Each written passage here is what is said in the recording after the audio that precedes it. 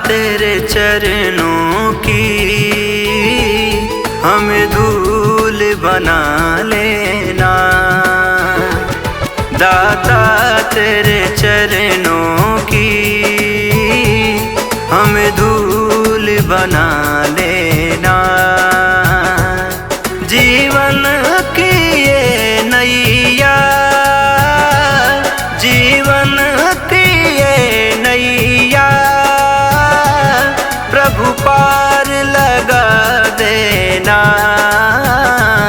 दाता तेरे चरणों की, दाता तेरे चरणों की हमें धूल बना लेना।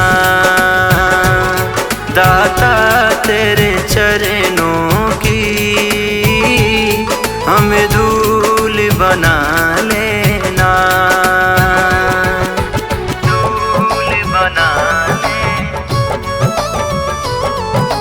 धूल बना लेना।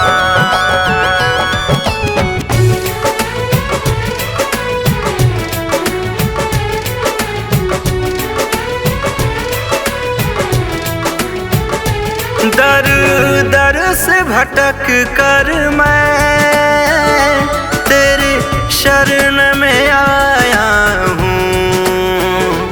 मेरी बिगड़ी बना दोगे यही आश लगाया हूँ, आश लगाया हूँ।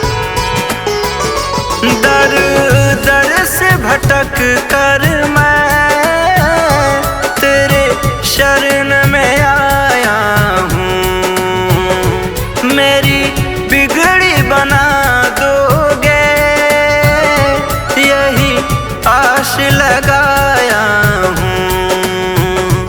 सोई हुई किस्मत को, सोई हुई किस्मत को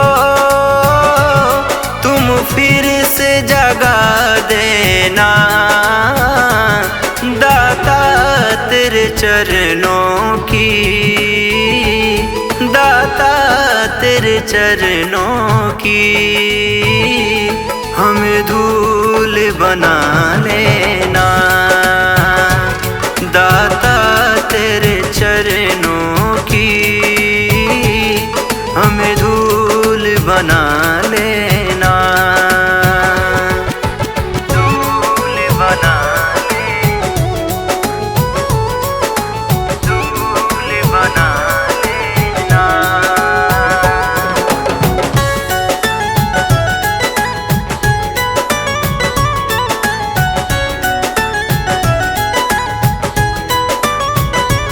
हारे का सहारा हो,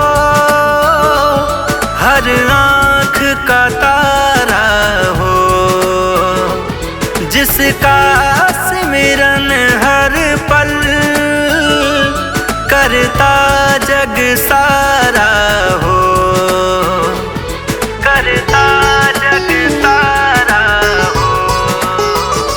हारे का सहारा हो, हर आँख का तारा हो, जिसका सिमरन हर पल